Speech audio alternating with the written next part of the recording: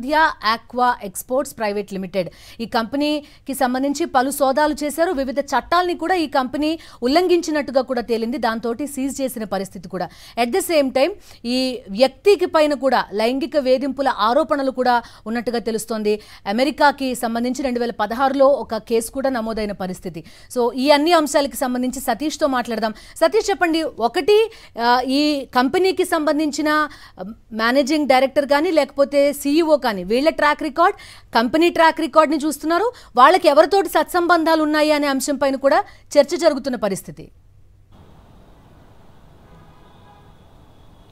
రాజకీయంగా ఇది ఒక దుమారం రేపుతోంది. ఇప్పుడు ప్రధానంగా ఈ కంపెనీ ఇంత పెద్ద ఆ డ్రగ్ రాకెట్ వెనుక ఆరోపణలు ఎదుర్కొంటున్నటువంటి కంపెనీ ఎవరిది, వారిది, ఎవరికి సన్నిహితులనే అంశం పైన ఇప్పటికే రాష్ట్ర వ్యాప్తంగా కూడా చర్చ జరుగుతుంది. పూర్తి స్థాయిలో ఇందులో ప్రధానమైనటువంటి తెలుగుదేశం పార్టీలో ప్రధానమైనటువంటి కుటుంబాలు ఏవైతే ఉన్నాయో నందమూరి, నారా, దగ్గుపాటి, ఈ 3 కుటుంబాలకు ఈ ఎవరైతే aqua company Sanjay aqua export limited company ఏదైతే ఉందో ఈ కోనం వీరభద్రరావు చౌదరి, అదేవిధంగా కోనం కోటయ్య చౌదరికి పూర్తి సన్నిహిత సంబంధాలు, వ్యాపార సంబంధాలు, వ్యక్తిగత సంబంధాలు, ఆర్థిక సంబంధాలు పూర్తి స్థాయిలో ఉన్న అంశం బట్టబయలైంది. వాస్తవానికి నిన్న ఈ అంశం బయటపడినప్పుడు దీన్ని రాజకీయ అంశంగా మార్చింది తెలుగుదేశం పార్టీనే.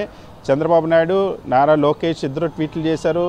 వెంటనే వాళ్ళ ఎలియన్స్ పార్ట్నర్స్ అయినటువంటి జనసేన, బీజేపీలు కూడా ట్వీట్లు చేస్తూ రాష్ట్ర ప్రభుత్వం పైన, ప్రస్తుతం రాష్ట్ర ప్రభుత్వం పోర్టులు అనేవి కేంద్ర ప్రభుత్వ పరిధిలో ఉంటాయి, అక్కడ ఉన్న భద్రత అంతా కూడా కేంద్రం పర్యవేక్షిస్తుంది. మరొక వైపు ప్రస్తుతం ఎన్నికల కోడ్ ఉంది, ఎన్నికల కమిషన్ పరిధిలో రాష్ట్ర ప్రభుత్వ యంత్రాంగం అంతా కూడా ప్రస్తుతం నడుస్తుంది.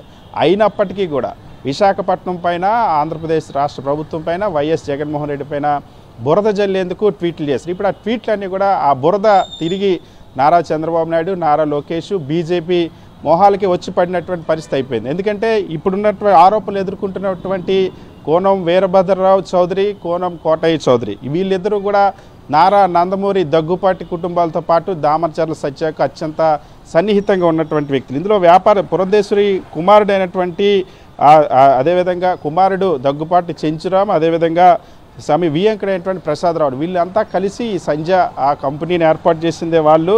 మొట్టమొదటి నుండి కూడా దీనికి సంబంధించినంత వరకు ఎవరైతే ఆరోపణలు ఎదుర్కొంటున్నటువంటి వీరభద్రరావుతో పూర్తి సంబంధాలు ఉన్నటువంటి పరిస్థితి. ఆ తర్వాత ఒకసారి ఒక కంపెనీని ఏర్పాటు చేసిన తర్వాత దాన్ని మళ్ళీ 3 కంపెనీలుగా మార్చారు. అది సంజయ్ ఆక్వాటెక్గా మార్చారు, సంజయ్ మెరైన్గా మార్చారు, సంజయ్ ఆక్వా ఎక్స్పోర్ట్స్గా మార్చారు. సంజయ్ ఆక్వా ఎక్స్పోర్ట్స్ అనేది కోన వీరభద్రరావు చౌదరి, కోటయ్య చౌదరి నిర్వహిస్తూ ఉన్నారు. సంజయ్ ఆక్వాటెక్ని దగ్గుపాటి పురంధేశ్వరి కుమారుడు దగ్గుపాటి చెంచురామ్ నిర్వహిస్తూ ఉన్నారు.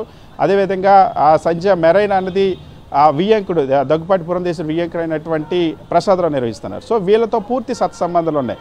అంతేకాకుండా ఎవరైతే కోనం కోటయ్య చౌదరి ఉన్నాడో, ఈ సీఈఓగా ఉన్నటువంటి కంపెనీకి సంబంధించి సీఈఓగా ఉన్నటువంటి వ్యక్తి తెలుగుదేశం పార్టీ నాయకుడు, ఒంగోలు మాజీ ఎమ్మెల్యే దామరచర్ల జనార్దన్ సోదరుడు, దామరచర్ల సత్య, లోకేష్కి అత్యంత సన్నిహితుడు.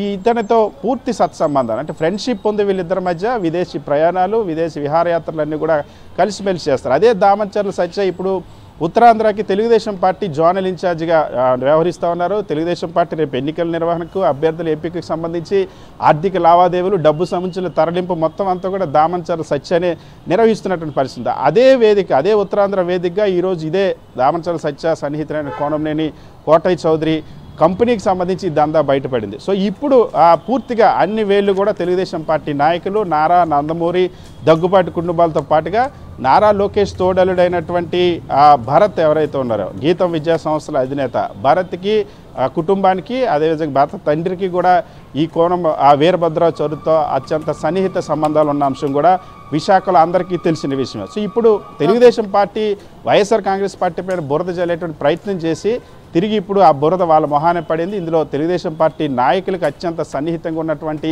కంపెనీలోనే ఇప్పుడు ఇంత పెద్ద ఎత్తున డ్రగ్ రాకెట్ అన్నది బయటపడడం అనేది ఇప్పుడు రాజకీయంగా కూడా దుమారం రేపుతుంది. ఓకే సతీష్.